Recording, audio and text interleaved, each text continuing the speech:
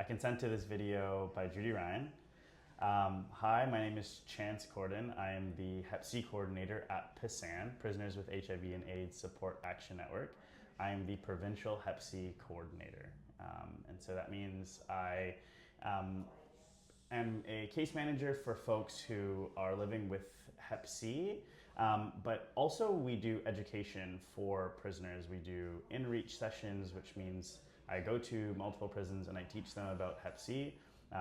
Everything from Hep C treatment to testing to transmission, overall what Hep C looks like in Canada, and their particular risks in prison systems.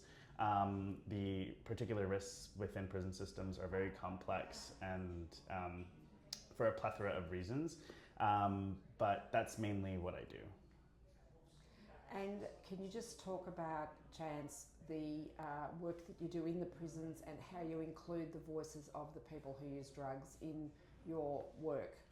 Absolutely. So a little bit about what I do when I'm inside. I think a great thing would be to start with like a story. I went to. I remember like the last time I did an in-reach session. I remember I went to a session where the woman had no idea that you can still have Hep C on a needle should you tattoo with the same needle. Her plan was to heat up the needle and then to tattoo her entire range because she was an artist and she had never done tattoos before.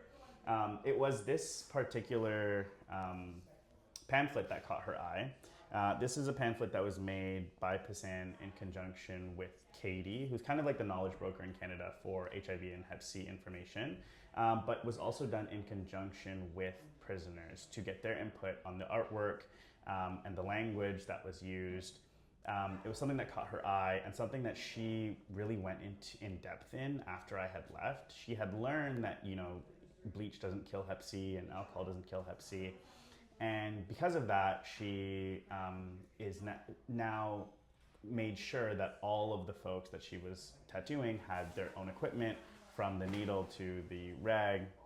We know that tattooing is going to happen regardless, but this is an instance where the Hep C wasn't spread because of the education and information settings. I know this because she came back and she told me this, and then she took a big stack of these and then shared it to those who didn't come. So I think that's like, there's many ways how how this work is done in conjunction with prisoners.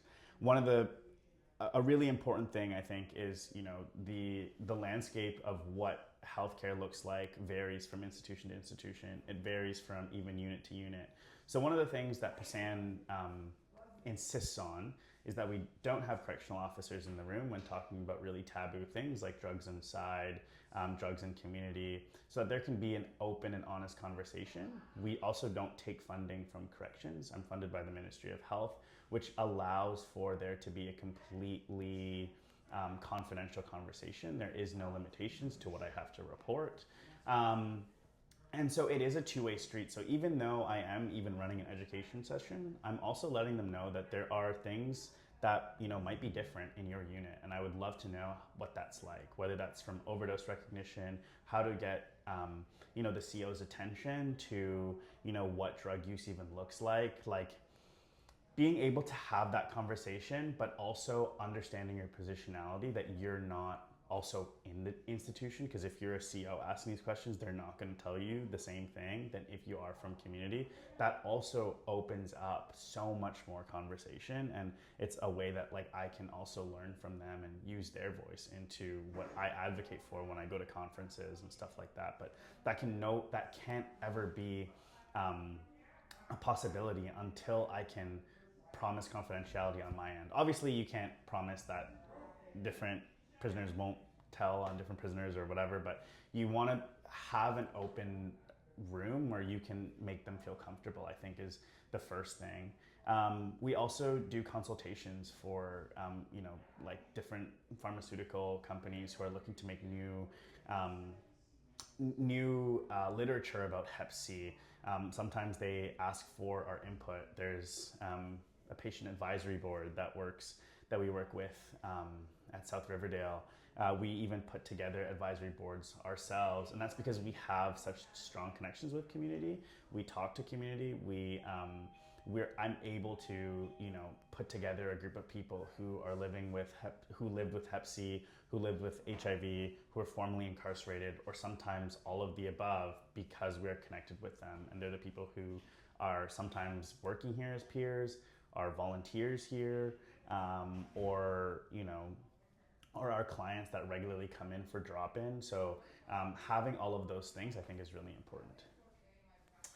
Thank you for your time, No Chance. problem. It's very interesting, and keep up the great work. Thanks so much, Judy. That's